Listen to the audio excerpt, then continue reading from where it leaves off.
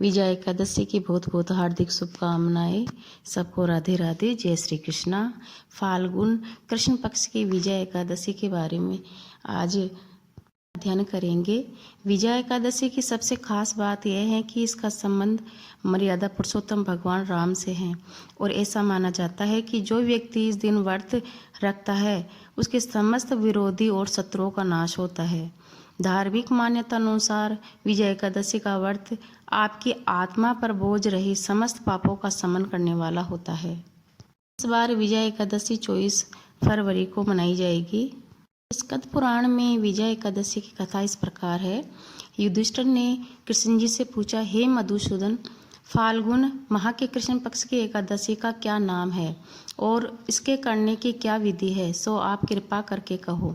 श्री कृष्ण जी ने कहा, हे धर्मराज, फाल्गुन माह कृष्ण पक्ष की एकादशी का नाम विजय है। इस विजय एकादशी के महात्म के श्रवण और पठन करने से समस्त पाप नष्ट हो जाते हैं। एक समय जगत पिता ब्रह्मा जी से देवर्षि नारद जी ने पूछा कि हे ब्रह्मा जी, आप मुझे फाल्गुन माह के कृष्ण पक्ष में होने वाली विजय एकादशी का व्रत का विधान बतलाइए। ब्रह्मा जी ने कहा, हे नारद जी, यह विजय एकादशी का व्रत नए और पुराने तथा पिछले जन्म के समस्त पापों को नष्ट करने वाला है।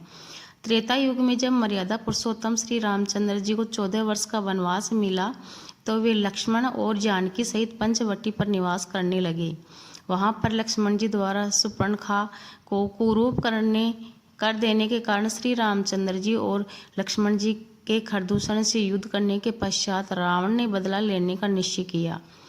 मारीच को स्वर्ण मार्ग बनाकर रामचंद्र जी को पंचवटी से हटाया और लक्ष्मण जी को धोखा दिया। वह भी श्री रामचंद्र जी के पास चले आए और वह महापापी दशानंद ने साधु रूप धारण कर छल से माता जानकी का हरण किया। और इधर रामचंद्र जी और लक्ष्मण जी के साथ जब वापस आए तो पंचवटी पर जनक दुलारी को न पाकर अत्यंत व्याकुल हुए। आगे चलकर वे दोनों ऋषिमुख पर्वत के निकट आए। वहां पर उनकी भेंट हनुमान जी से हुई। तब सुग्रीव से मित्रता कर वह बाली का वध किया। पवन सुत श्री हनुमान जी द्वारा खोज करने पर श्री रामचंद्र जी को सीता जी का पूरा समाचार प्राप्त हुआ। जब भगवान रामचंद्र जी ने सुग्रीव की संपत्ति से वानर भालुओं के सेना सहित लंका पर चढ़ाई करने का प्रस्थान किया, किंतु मार्ग में समुद्र होने के कारण सेना सहित पार जाने में कठिनाई प्रतीत हुई। तब श्री रामचंद्र जी ने लक्ष्मण जी से समुद्र पार करने के विषय में विचार विमर्श किया। श्री लक्ष्मण जी ने कहा, हे आदि पुरुष, यहाँ से आधा योजन दूर ही कुछ निकट पर कुमारी द्वीप में बकदालभ्य नामक के मुनि का आश्रम है। वह मुनि अत्यंत सिद्धि तेजस्वी और महान तपस्वी है। उन्होंने अनेक ब्रह्मा देखे हैं, अतः आप उनसे ही जाकर समुद्र पार करने का उपाय पूछिए। लक्ष्मण जी के परामर्श को मानकर मर्यादा पुरुषोत्तम श्री रामचंद्र जी मुनि के पास आए और उन्हें प्रणाम कर एक ओर बैठ गए। तब मुनि ने उनके आने का कारण पूछा।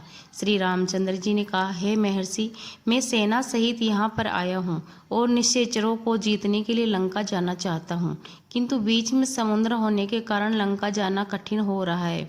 कृपया आप मुझे समुद्र को पार करने का कोई सरल उपाय बताइए। मुनि ने कहा, हे राम जी, फाल्गुन माह की कृष्ण पक्ष वाली विजय एकादशी का व्रत करो। निश्चित आपको विजय प्राप्त होगी और सहज समुद्र से पार भी हो जाओगे। मैं तुम्हें इस व्रत की विधि बताता हूँ। दशमी के दिन स्वर्ण, चांदी, तांबा अथवा मिट्टी के किसी भी वस्तु का एक घड़ा जल से भरकर उसके ऊपर पंचपल्लव रखकर वेदिक पर स्थापित करें। उस घट के नीचे सतनजा यानी कि 7 प्रकार के नाज और ऊपर जो रखकर वहां पर अर्थात घट के ऊपर श्री नारायण भगवान के स्वर्ण स्थापित करें।